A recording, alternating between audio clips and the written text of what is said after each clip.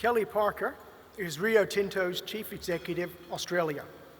She was appointed to this newly created role in March 2021 after an already 20-year career at Rio Tinto.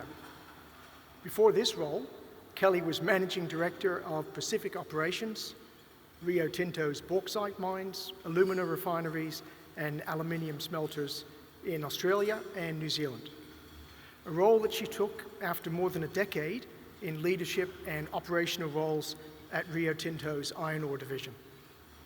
Kellie grew up in the Pilbara, where her parents were pharmacists in the coastal town of Wickham, which is very close to Rio's Cape Lambert port operation. After completing her schooling in Wickham and then in Perth, Kellie studied occupational therapy at Curtin University. After graduation, she travelled and worked across Australia, the Philippines and the UK. She returned to the Pilbara in 2001 to start her career at Rio Tinto, working at Tom Price as an injury management advisor and helping to improve health and safety outcomes. From there, she moved to more senior roles across safety and operations in the Pilbara iron ore business, and Kellie is now helping drive change across Rio Tinto. She represents the company's Australian interests and is charged with listening, responding, and setting the direction for the business. She also has responsibility for safety, environmental and security, and communities and social performance. Outside of work, Kellie enjoys spending time with her 2 children, husband, and dog. She has been a Dockers fan from the start in 1995, much to her Eagles-loving dad's dismay, but has also picked up rugby union and league habits after having married an Englishman and running the Pacific operations from Brisbane. Members and guests, please join me in welcoming Kellie Parker to the Melbourne Mining Club.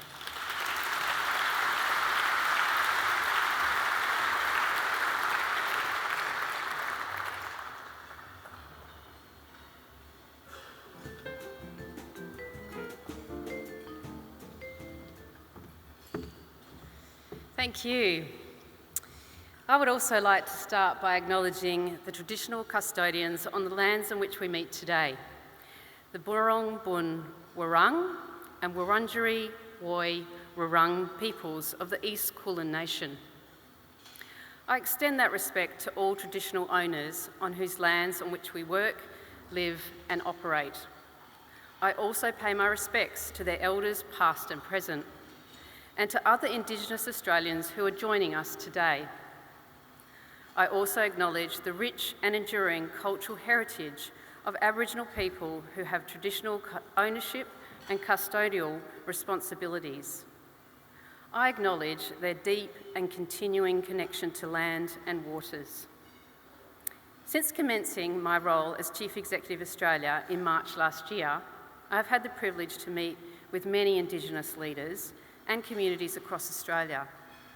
With each interaction, I continue to learn, grow, and understand, and I remain humbled by their generosity of spirit and willingness to share with us. Gavan has already called out some VIPs in attendance today, including Chairman Richard Morrow and patrons Hugh Morgan and Lee Clifford. I too would also like to recognise the contribution to the success of Australia's resource sector that all these leaders have made.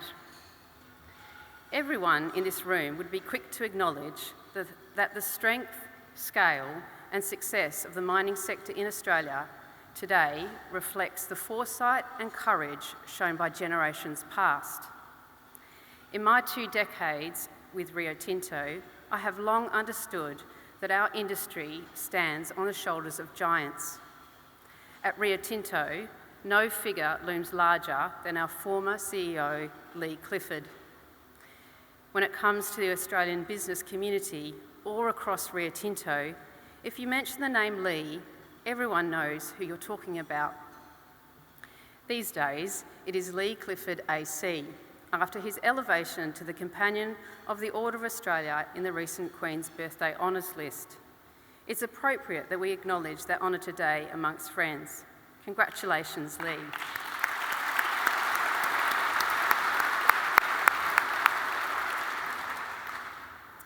Lee started his 37 years at Rio working as an assistant surveyor and went on to become the CEO from 2000 to 2007. Lee was running Rio Tinto when I joined the company in 2001. So for me, he is deeply linked to my company's contemporary history. He played an integral role in accelerating China's role as a customer of Australian commodities, and just as importantly, he left his mark through his leadership trademarks of innovation and reform, whether that be workplace practices, technology, or the Australian economy. I know I'm entering dangerous territory, singling out one of Melbourne's favourite adopted sons, particularly with his home-ground advantage in this room, but when I heard Lee was attending today, I thought I'd take a sneak peek at one of his old Melbourne Mining Club speeches.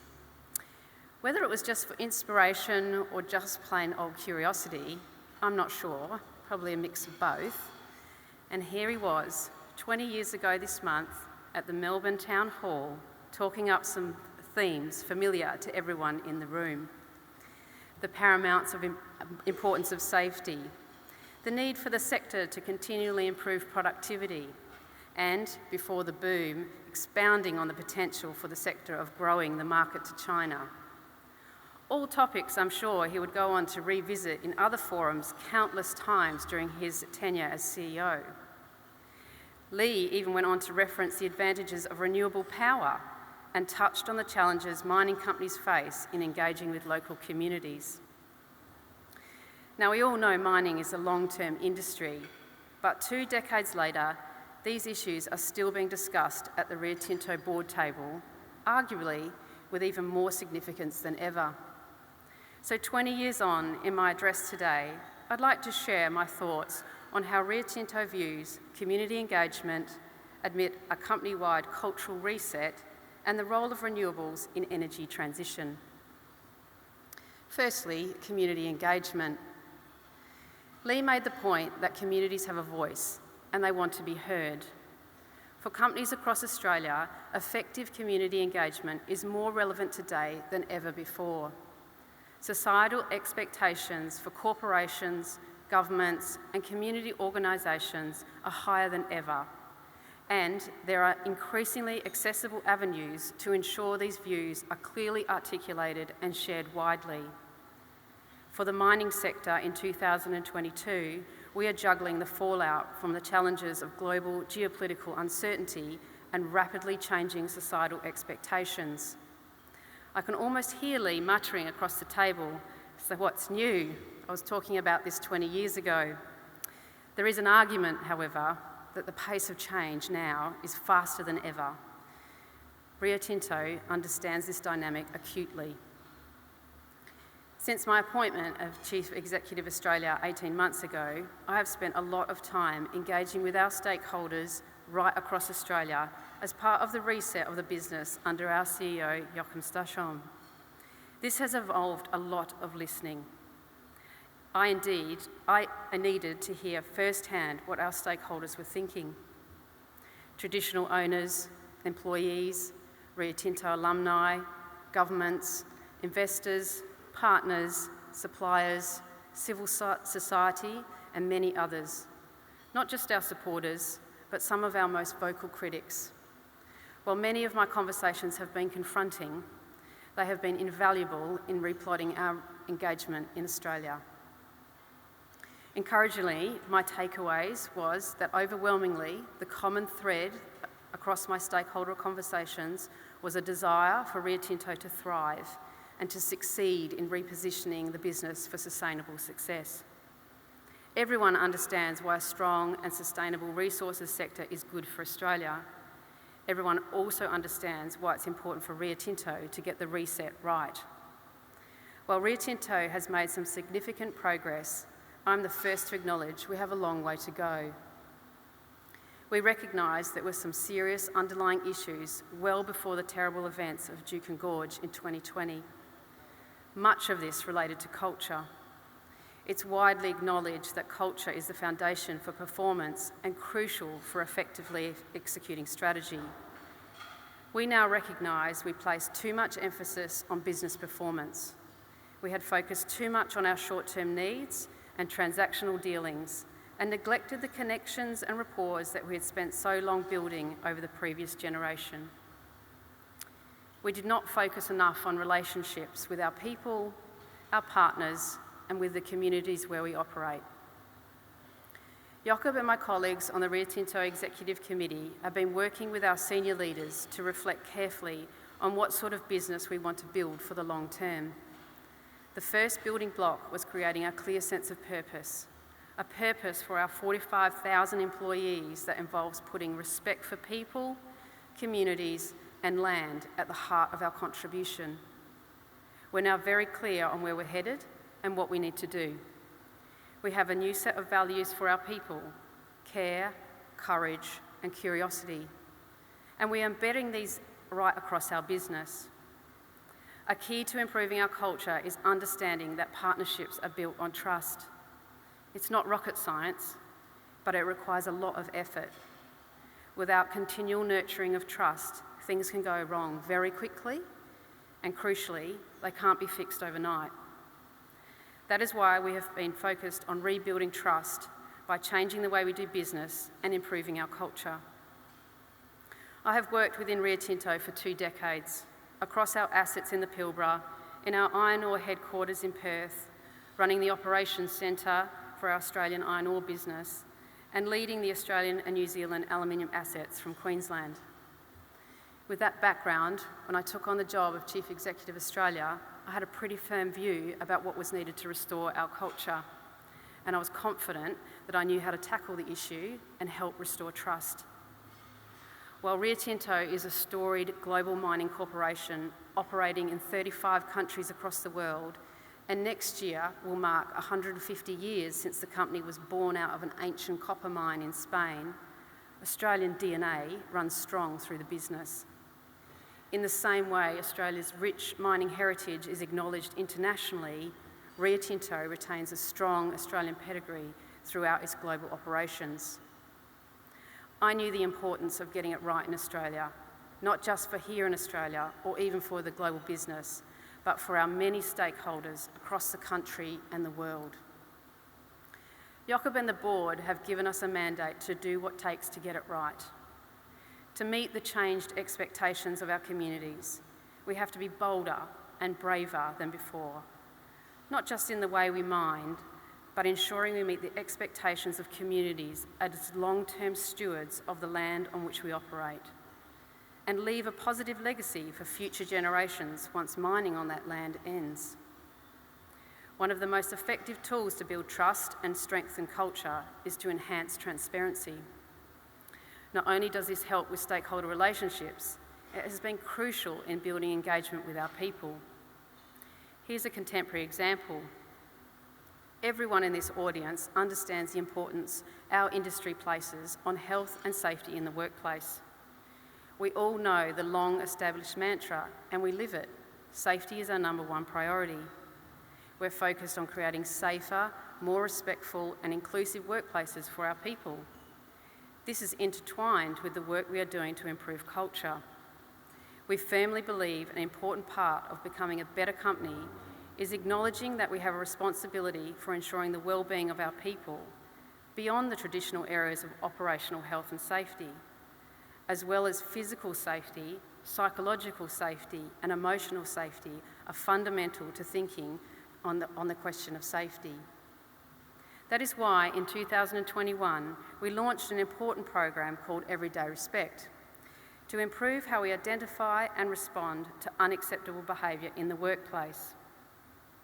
We could see the importance of reinforcing cultural change as part of our broader reset to help engender trust with our people and the broader community.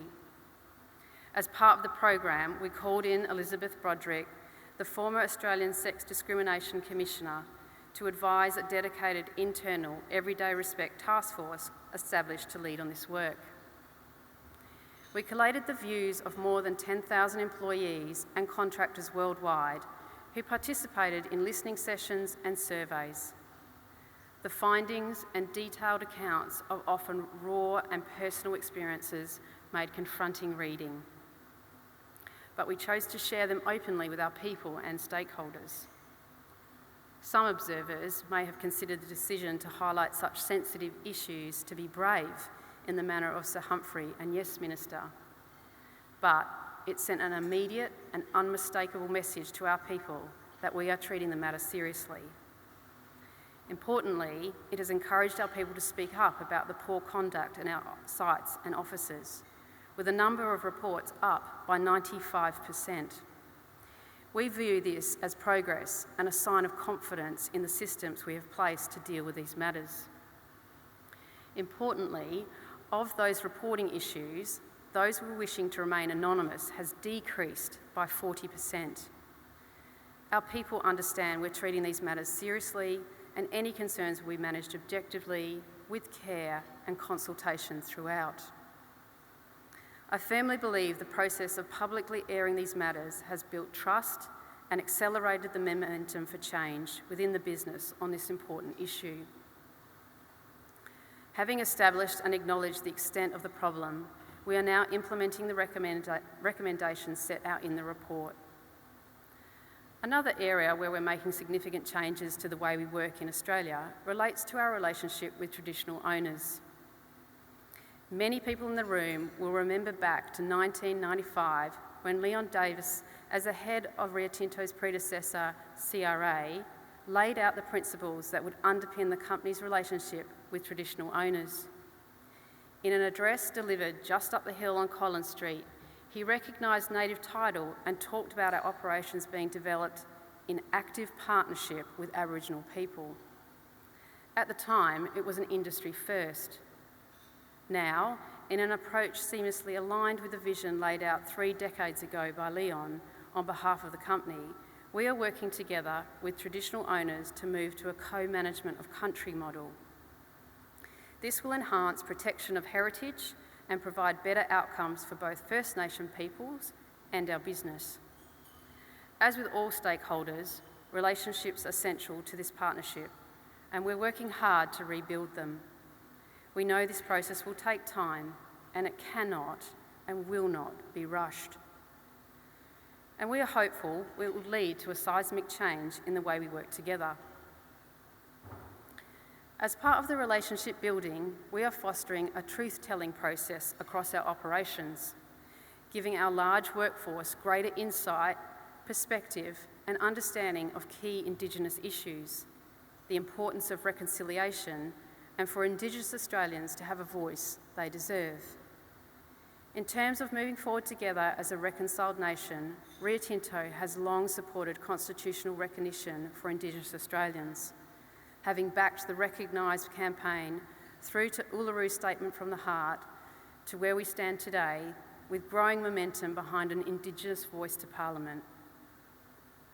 I was there at the Gama Festival in northeast Arnhem Land last week when Prime Minister Anthony Albanese stood before the Indigenous leaders and declared a referendum to include recognition in the Constitution would be held before the next election. We welcome the commitment and will be actively engaging with our employees to promote an understanding and support for the issue. The final theme I want to pick up where Lee left off is one on the agenda being discussed in many boardrooms or virtual boardrooms in every company in Australia today: the energy dilemma, and specifically the issue of decarbonisation. Even though Australia is one of the world's biggest energy producers, we are navigating a global energy affordability crisis that impacts both businesses and households across the nation. The search for sustainable energy strategies is not a new phenomenon, and it's no surprise it's been a reoccurring Melbourne Mining Club topic for decades. As Australia's largest energy user, it's been a top strategic issue for Rio Tinto for some time, particularly around the costs of a more sustainable energy option. Recent global events have made the issue more acute, and the push for solutions has become increasingly desperate. Surging power prices in recent months have highlighted the squeeze on the national energy grid and that increased the focus of policymakers wary of the impact on households and businesses facing cost of living pressures. To date, the new Albanese government has shown all the signs of being prepared to methodically and capably work through the challenges in a strategic manner. They recognise there is a very real issue now with the predicament facing global energy supplies in the immediate term. And importantly, the government also understands it needs to look at the bigger picture and develop an enduring energy strategy that deals with a longer timeframe. While this is a global problem, having heard firsthand from the Prime Minister shortly after the election when he visited one of our Queensland alumina refineries, I know the government understands the gravity of the issue. And he understands the corporate community isn't sitting on its hands waiting for direction. The government gets that business has long committed to the decarbonisation path because it's the best way to manage risk.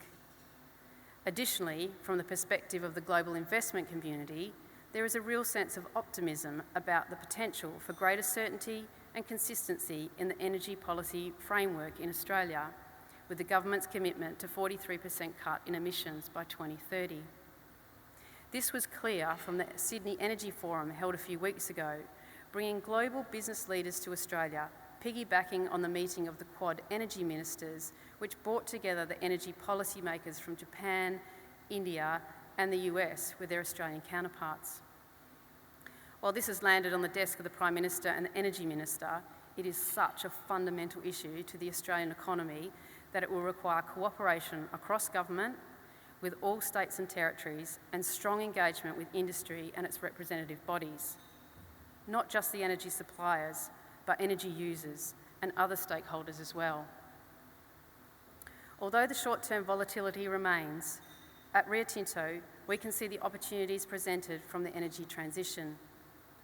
As we look ahead, the thing to remember is that minerals and metals we produce are essential for a carbon-neutral world. Some would say, ironically, the demand for some minerals and metals will actually grow because of the decarbonisation drive. There is opportunity in how we drive technology to become more energy efficient and more innovative, how we find and develop new mineral deposits, and how we get minerals in less intensive ways than mining, such as exploring the idea of extracting lithium from tailings in a process being considered at our borates business in the US. Promisingly, the Prime Minister has also made it clear that the new government will be focused on strengthening Australia's manufacturing industry. The aluminium sector is a key element of manufacturing. It is already hugely exposed to electricity prices, and electricity remains its single biggest determinant of global competitiveness. Attracting investment to continue the growth of resources sector in Australia will depend on our ability to provide internationally competitive, low-carbon energy. Global energy grids are evolving and on the lookout for options to incorporate low-cost energy supplies to support low-carbon competitive industry. It is clear this will require sustained collaboration between the energy grid, governments, and industry to unlock what everyone agrees are the renewable energy advantages that Australia boasts compared to international competitors. What is apparent about the much-needed future solutions, such as green steel and hydrogen, is the equally high exposure to electricity prices for those industries to face trying to remain competitive.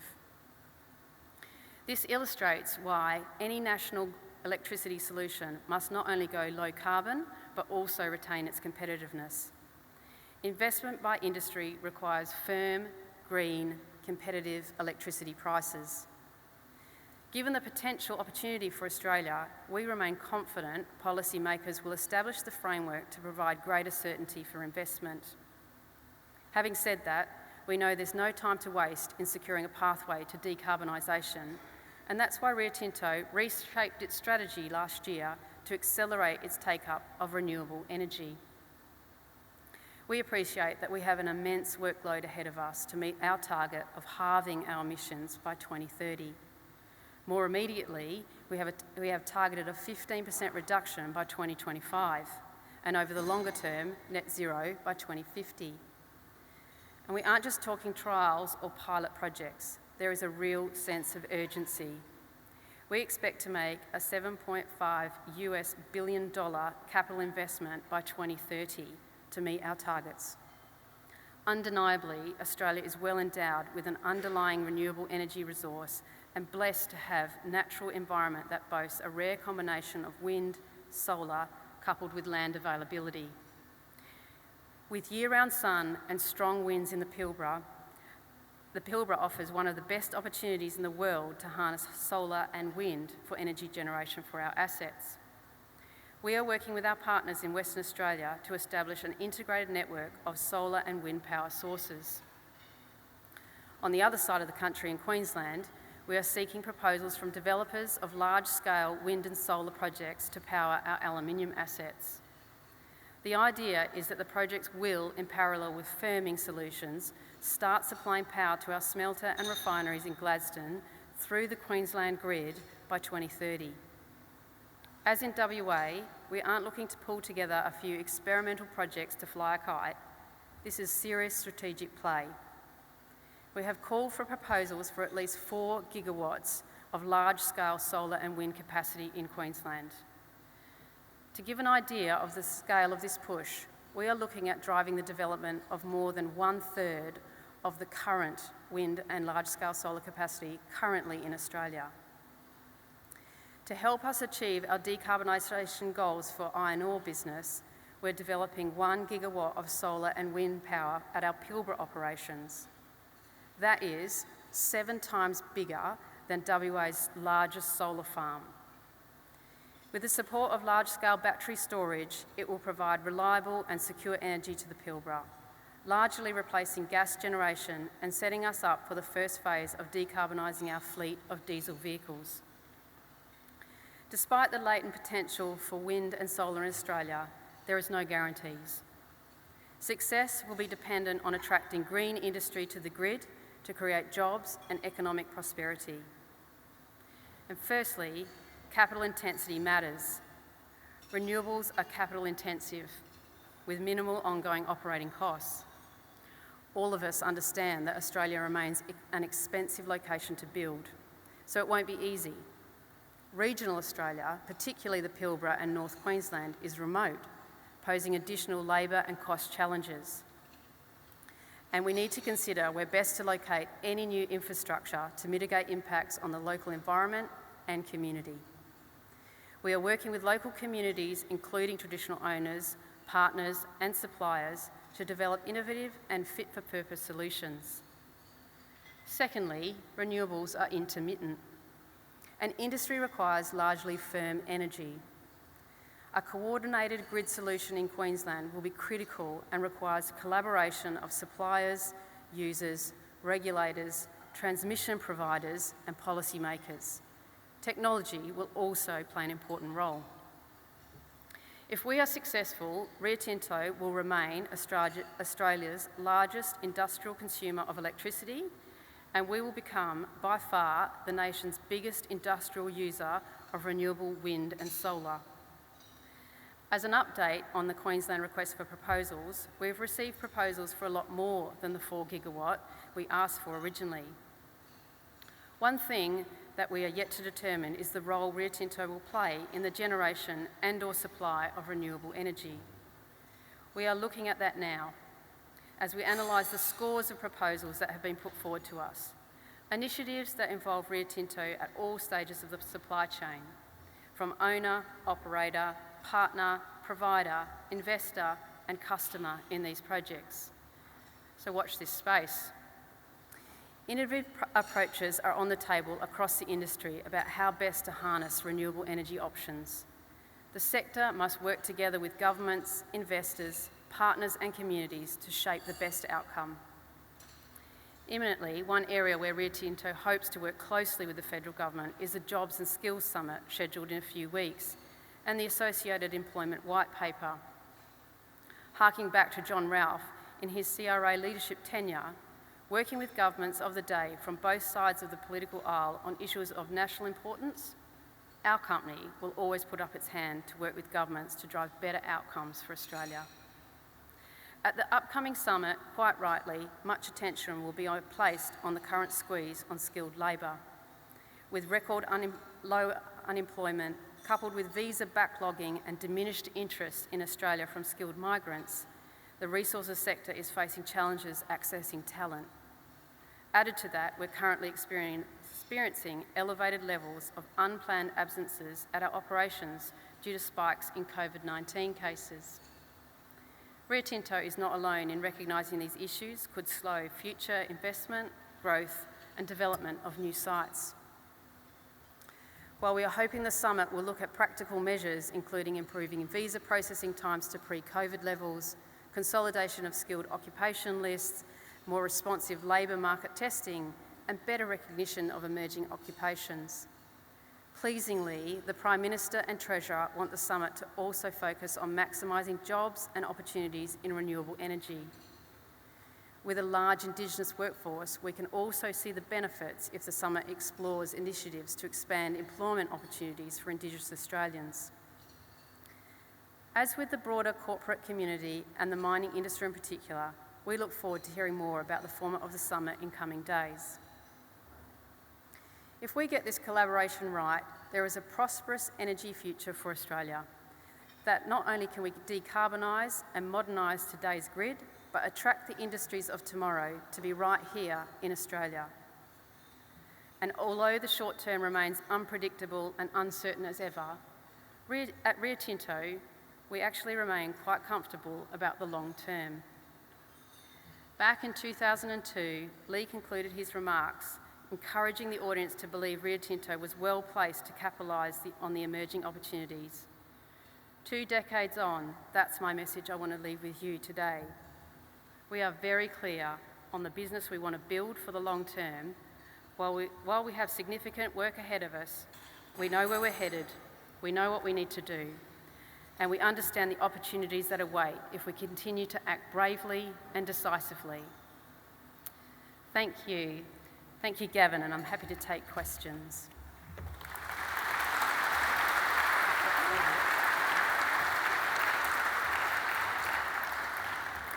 Well, it's Q&A time. We have in the room Janini Mohan and Richard Shoddy with roving microphones. So Richard Shoddy over here to the left starts with our first question. If you have a question, could you please stand up and identify yourself? Thank you. All yours. Hi, my name is Casey. I'm studying at Monash University, studying a degree in civil engineering and geology. And I'm also here as a part of the AusIMM as the VP of the newly found student chapter. So I have a question for you. I think we can all agree that Australia is one of the most abundant countries in terms of natural resources and land. And we have a very sustainable government and successful and growing industries in mining and technologies compared to the rest of the world. So I wanted to hear your view on how Australia sits in terms of their responsibility towards global markets, especially considering that the stability of many other countries relies on high carbon outputs. So what do you think Australia's responsibility is in the global market right now? Thank you for the question. I think the geopolitical situation that we find ourselves here in Australia, we have been working very hard with our customers and our biggest shareholder in China. We have a good relationship with our customers and our shareholders, and we certainly would like to meet with them face to face when the borders come down in China. I think the other thing that we have very much noticed in business is the thawing of the relationship between the two countries. It is a felt experience, that thawing of relationships, and the work that the government needs to do on diplomacy continues to be the government's work, but we are very appreciative of that thawing relationship and how we can find new ways to work together. Richard, you have another one from that corner up there? There we are. Thanks very much. Hello, Kellie. I'm Wendy Tyrrell from the Development Partner Institute, and thanks very much for a wonderful description of your sweeping vision and your shift in values, care, courage and curiosity. very interested to understand in a little more depth how you link your values with measuring performance. We live in a market and a world where there's an expectation of measurement, and would love to hear a little bit more about how you're thinking about that at Rio Tinto. Thanks, Kellie. Yeah, thanks very much for the question, and it's a great question that I think as we understand where society's going, we need to listen more. So a measurement culture, and we've got a phenomenal achievement culture in Rio Tinto. If you put a target out there, we want to achieve it. But how do we bring in all of the external feedback? How do you synthesize that? I was just saying, how are you improving? And I think we are publishing transparently feedback from traditional owners that where we work on their country in the Pilbara. And I think that actually publishing that transparently shows a level of how we're going to build trust, and it gives the public and our investors a chance to really see what do our stakeholders say about us. And I think that certainly boiling culture down to some simple metrics is difficult, but really understanding the feedback that's coming back and acting on that feedback and being very transparent about that feedback helps you to improve. We got someone in the middle of the room? Janini's got it very hard to see. Have we got a question there, Janini? Yes. Hi, Stand my up. name's Louis. Stand up, please. Just over Hi, there. Louis from Mining One. I appreciate your candor and addressing a lot of the issues facing Rio Tinto, but I'm just wondering something. It seemed mostly, quite kind of negative, and I would like to see what is exciting about the future. What's the vision at Rio Tinto? I was hoping for something a bit more kind of visionary, less contrition. What would anything kind of upside future that you can share with us? Look, I think that the tragic events at Dukin in 2020 made us deeply reflect on where we had become as a company. So I very much wanted to tell the audience that how we had deeply reflected on that, because actually if you don't reflect, you don't learn, and then you won't change. So of course we want an exciting future, and we believe in it as an exciting future in decarbonisation, not only in addressing our Scope 1 and 2 emissions in our own business, but how do we become part of a decarbonised world, and what minerals and metals do the world need, and how do we supply that. We know that we've got our batteries team working extremely hard on what does the battery minerals need for the rest of the world, how can we be part of that, and what does that look like. But whilst there's a decarbonisation strength in our strategy, there is also a really important component about how do we continue to bring our external stakeholders, and particularly our communities, on that journey with us.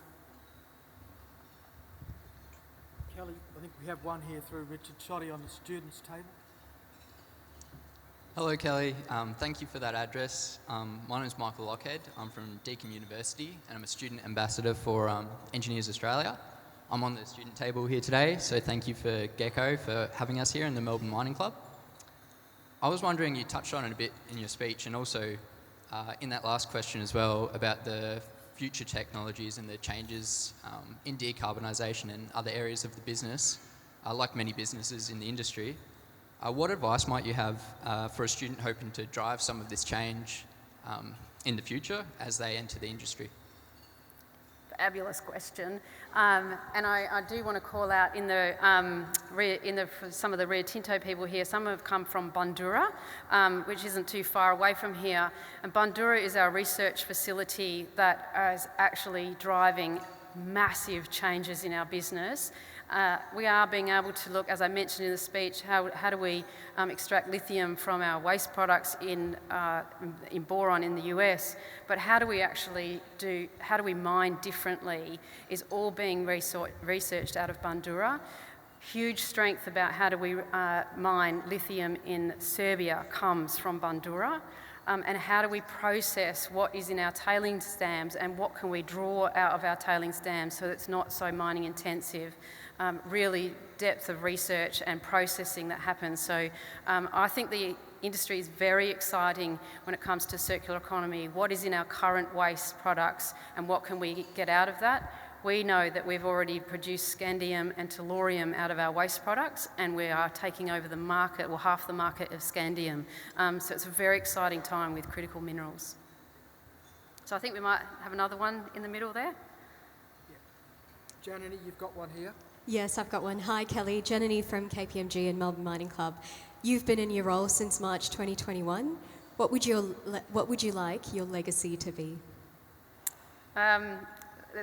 Thank you for the question. It's something that people ask me quite a lot. When I took on this role, I did a global call, and I'll be a bit emotional about this because it is my driving force. I am very proud to work for Rio Tinto. I was always proud when I took on my role. When I got my job at Tom Price, I was so excited to tell my family and friends where I was going to be working. And I've always been proud to wear the Rio Tinto shirt. But after the events at Juukan, I knew people weren't proud. People had come and worked in our company because of what Leon had done and what Lee had driven and how we had worked with communities. And the events at Juukan were tragic for not only the PKKP and traditional owners and Indigenous Australians, but so tragic for our employees. And what drives me every day is making sure that I can build that pride back in our shirt and that people want to wear the Rio Tinto shirt and they want to come and work at Rio Tinto and be proud again. So that's what drives me.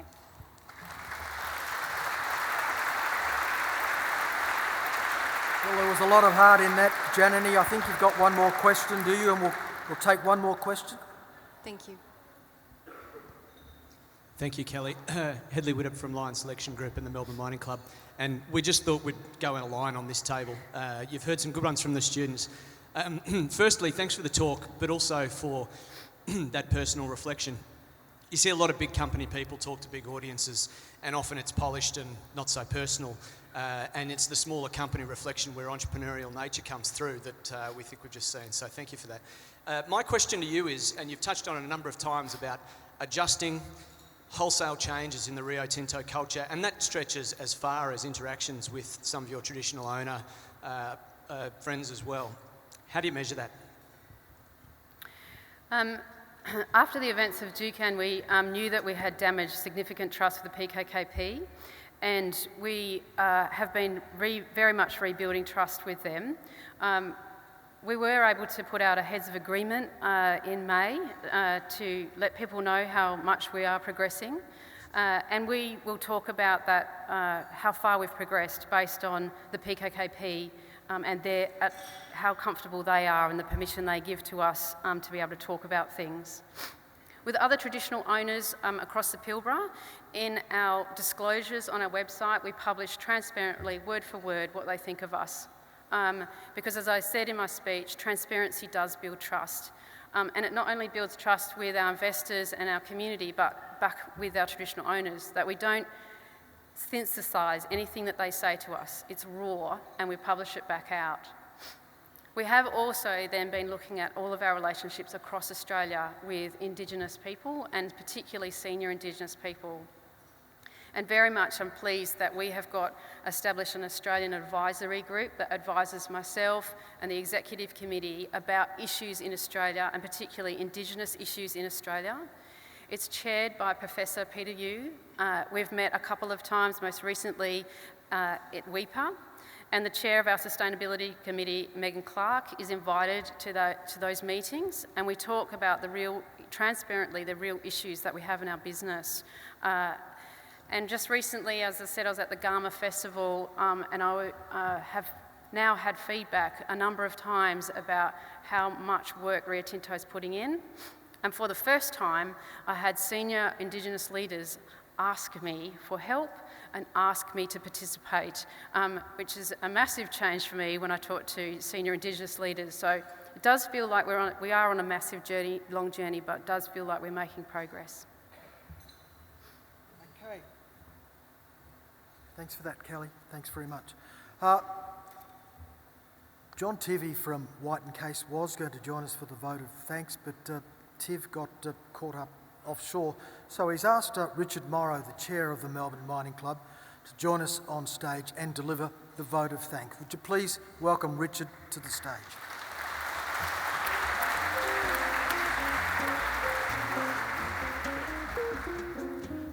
Thank you, and thank you very much, Kellie, for your address today and demonstrating the personal role and your personal attitude towards the way, in a way that the entire room was able to empathise with you there.